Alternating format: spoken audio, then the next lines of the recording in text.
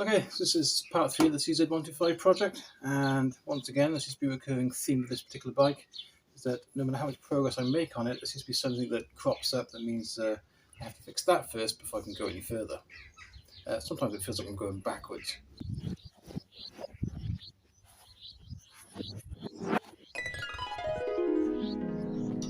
Okay, so I said in a previous video that these were aftermarket shocks and not original ones. The actual quality of them is not bad. The length is about the same as the original ones, as is the rating of the springs. The only problem is you shouldn't be able to do this with them. That rubber bush there should stay inside the mounting eye. And the bottom one should have a metal sleeve inside it, and it hasn't. So I also mentioned in a previous video that the mounting hardware that had been used wasn't the original ones, because it didn't actually go all the way up the thread for the actual nylock part of the nuts to work. It turns out these are the wrong nuts anyway, they're the wrong size. This is supposed to be an M8 by 1mm pitch, and these nuts are nowhere near that. They're either UNF or they're just a standard M8 metric coarse, the 1.25 pitch, which means these threads are all chewed up. Okay, as you can see, we've actually retired to underneath the lean-to because it started to rain. So, shocks. I was going to replace these with some kind of genuine ones, OEM equivalents, but they're silly money for what they are, and even second-hand genuine ones are just well out of my price range. So I've basically just bought replacement bushes to go in the top and the bottom, and these are the right shape. So they basically dip in the middle, and that's because the actual eyes have two opposing tapers, and that's what stops the bush from being pulled out.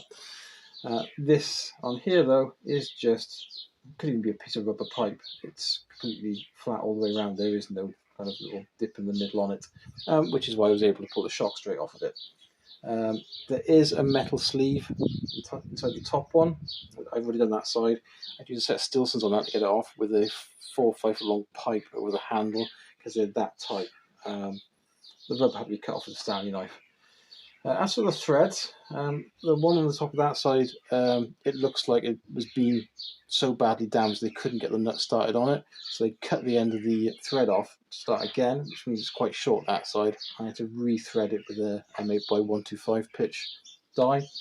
Don't particularly want to do that on this side. I'm trying to save these threads as much as I can because they're still the right length, but we'll see how it goes.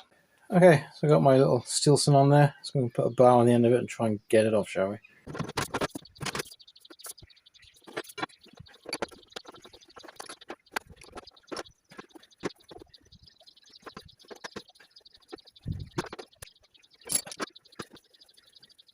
Yeah, it shouldn't take nearly 3 minutes to get one of those off.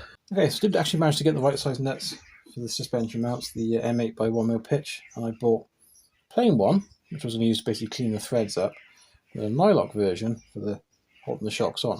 But when I started putting the plain ones on, it started lifting the thread straight away, so I knew it wasn't going to work. So what I've done is, same as on the other side, M8 by 125 pitch die. I basically just clean the threads up with that. And it's good enough for Mr. Tweed, it's good enough for me.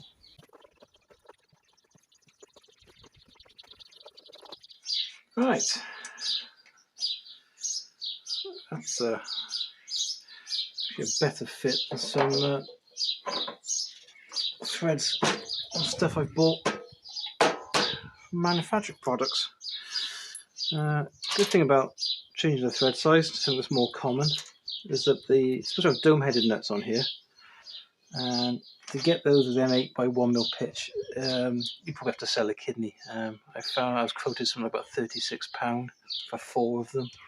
It's ridiculous. You can get them from a fiver from China, but again, the threads might a little bit on the slack side.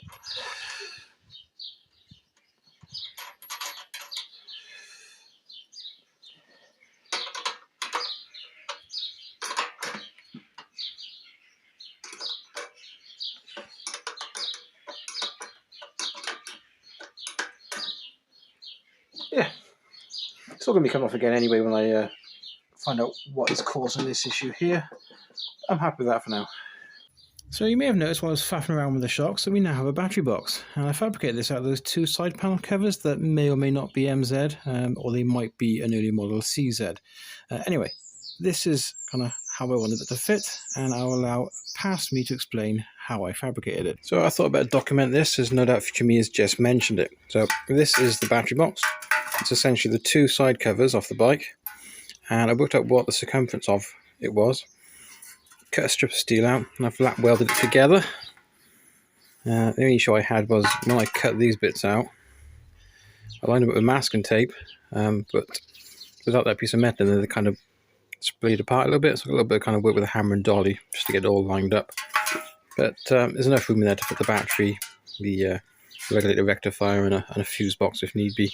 So it's finally stopped raining, so I've repositioned the bike outside of the lean-to, and you can take a look at what I've done here. These are the mounts of the battery box, using the original ones on the frame. There's one here coming down into there. Slight faux pas on my part is that I got the battery box exactly where I wanted it, and then when I went to put the mudguard back on again, it wouldn't fit because this mudguard pretty much came through the back edge of the battery box. So all that faffing around in part 2, getting the mudguard to clear down here against the chain and the swing arm, it was a complete waste of time because I had to cut it off to get it to fit. Okay, so I'd always planned to shorten this rear mudguard, but I didn't know how much by until the rear light had arrived and I'd fabricated the number plate bracket, which was also going to be the bracket for the rear light. And it's worked out quite nicely because if you look at that line there and that line there, it kind of, the curvature of it actually matches that of the wheel. That's something I always try and do when I really kind of custom work or modifying parts, is make them look like they belong there. That's part of the reason why I didn't actually film any of it, is because there's a lot of kind of standing back and looking at it, making a small adjustment, going back and doing it all over again. It takes ages to get right. And this here is the rear light and bracket that I fabricated. Okay, so this light isn't actually off a CZ, it's off an MZ. But the style of it is actually kind of typical of the sort of thing that was fitted to bikes that were manufactured in the Eastern Bloc during the 1970s and 1980s. The bracket itself as well, I've tried to kind of design it and fabricate it to look kind of utilitarian. There's nothing flashy about it or anything like that. It's going to be sprayed gloss black once I've drilled the holes for the number plate. It's got a hole there for a grommet for the wiring loom to come through for the lights. I'm going to use the existing clips on the inner side of the mudguard to clip the loom to back to the battery box. So it's almost have a kind of a stock feel about it, and that's what I'm trying to achieve. Essentially a custom bike that you can't actually tell it's been customized. So for the indicators, I plan on using these little bullet lights. I've used these on trikes and things like that in the past, and they look really good on classic bikes. I don't like all these plastic LED ones that you can get nowadays. They would look out of place.